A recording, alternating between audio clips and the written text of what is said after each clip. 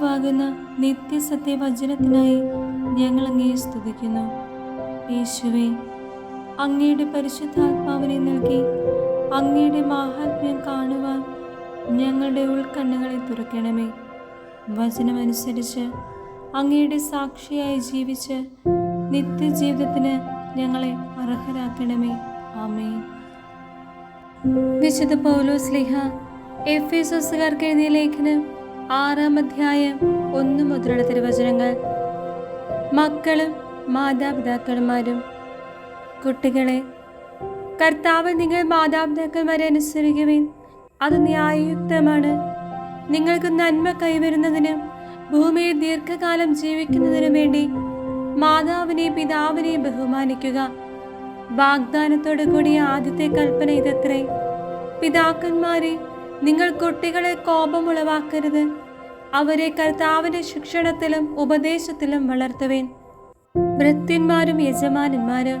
ദാസന്മാരെ, നിങ്ങൾ ലൗകിക യജമാനന്മാരെ ക്രിസ്തുവിനെ എന്ന പോലെ ഭയത്തോടും ബഹുമാനത്തോടും ആത്മാർത്ഥതയോടും കൂടി അനുസരിക്കണം. മനുഷ്യരെ പ്രീണിപ്പിക്കുന്നവരെ പോലെ അവരുടെ കൺമുൻപിൽ മാത്രം ഇങ്ങനെ പ്രവർത്തിക്കാതെ പൂർണ്ണ ഹൃദയത്തോടെ ദൈവഹിതം അനുവർത്തിച്ചുകൊണ്ട് ക്രിസ്തുവിന് ദാസന്മാരായിരിക്കുവേൻ. മനുഷ്യനു വേണ്ടിയല്ല, കർത്താവിന് വേണ്ടി എന്ന പോലെ സന്മനസ്സോടെ ശുശ്രൂഷ ചെയ്യണം. ഓരോരുത്തർക്കും സ്വതന്ത്രനോ അടിമയോ ആയിക്കൊള്ളട്ടെ, നല്ല പ്രവൃത്തികൾക്ക് തക്ക പ്രതിഫലം കർത്താവിൽ നിന്ന് ലഭിക്കുമെന്ന് അറിഞ്ഞുകൊള്ളുവേൻ. യജമാനന്മാരെ, നിങ്ങളും ഇതേ രീതിയിൽ തന്നെ ദാസന്മാരോട് പെരുമാറുവേൻ. അവരെ ഭീഷണിപ്പെടുത്തരുത്. നിങ്ങളുടെയും അവരുടെയും യജമാനൻ സ്വർഗത്തിലുണ്ടെന്നും അവിടുത്തേക്ക് മുഖനോട്ടമില്ലെന്നും അറിയുവേൻ. ആത്മീയ സമരം. അവസാനമായി കർത്താവിലും അവിടുത്തെ ശക്തിയുടെ പ്രാഭവത്തിലും കരുത്തുള്ളവരാകുവേൻ. സാത്താന്റെ കുടിലതന്ത്രങ്ങളെ എതിർത്ത് നിൽക്കാൻ ദൈവത്തിന്റെ എല്ലാ ആയുധങ്ങളും ധരിക്കുവേൻ. എന്തെന്നാൽ നമ്മൾ മാംസത്തിനും രക്തത്തിനും എതിരായിട്ടല്ല, പ്രഭുത്വങ്ങൾക്കും ആധിപത്യങ്ങൾക്കും ഈ അന്ധകാര ലോകത്തിന്റെ അധിപന്മാർക്കും സ്വർഗീയ ഇടങ്ങളിൽ വർത്തിക്കുന്ന തിന്മയുടെ ദുരാത്മാക്കൾക്കും എതിരായിട്ടാണ് പടവെട്ടുന്നത്. അതിനാൽ ദൈവത്തിന്റെ എല്ലാ ആയുധങ്ങളും ധരിക്കുവേൻ. തിന്മയുടെ ദിനത്തെ ചെറുത്തു നിൽക്കാനും എല്ലാ കർത്തവ്യങ്ങളും നിറവേറ്റുകൊണ്ട് പിടിച്ചു നിൽക്കാനും അങ്ങനെ നിങ്ങൾക്ക് സാധിക്കും.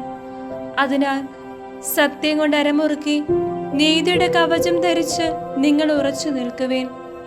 സമാധാനത്തിന്റെ സുവിശേഷത്തിനുള്ള ഒരുക്കമാകുന്ന പാദരക്ഷകൾ ധരിക്കുവേൻ. സർവോപരി ദുഷ്ടന്റെ ജ്വലിക്കുന്ന കൂരമ്പുകളെ കെടുത്തുന്നതിന് നിങ്ങളെ ശക്തരാക്കുന്ന വിശ്വാസത്തിന് പരിചയെടുക്കുവേൻ. രക്ഷയുടെ പടത്തൊപ്പി അണിയുകയും ദൈവവചനമാകുന്ന ആത്മാവിന്റെ വാൾ എടുക്കുകയും ചെയ്യുവേൻ. നിരന്തരം പ്രാർത്ഥിക്കുവേൻ. നിങ്ങൾ അപേക്ഷകളോടും യാചനകളോടും കൂടെ എല്ലാ സമയവും ആത്മാവിൽ പ്രാർത്ഥന നിരതരായിരിക്കുവേൻ. അവിശ്രാന്തം ഉണർന്നിരുന്ന എല്ലാ വിശുദ്ധർക്കും വേണ്ടി പ്രാർത്ഥിക്കുവേൻ. ഞാൻ വായ് തുറക്കുമ്പോൾ എനിക്ക് വചനം ലഭിക്കാനും സുവിശേഷത്തിന്റെ രഹസ്യം ധൈര്യപൂർവ്വം പ്രഘോഷിക്കാനും നിങ്ങൾ എനിക്ക് വേണ്ടി പ്രാർത്ഥിക്കുവേൻ. സുവിശേഷ രഹസ്യത്തിന്റെ ബന്ധനസ്ഥനായ സ്ഥാനപതിയാണല്ലോ ഞാൻ. എന്റെ കടമയ്ക്കൊത്ത വിധം ധീരതയോടെ പ്രസംഗിക്കാൻ വേണ്ടി നിങ്ങൾ പ്രാർത്ഥിക്കണം. ഉപസംഹാരം. ആശംസ. ഞാൻ എങ്ങനെ ഇരിക്കുന്നെന്നും എന്തു ചെയ്യുന്നെന്നും അറിയാൻ നിങ്ങൾക്ക് ആഗ്രഹമുണ്ടായിരിക്കുമല്ലോ.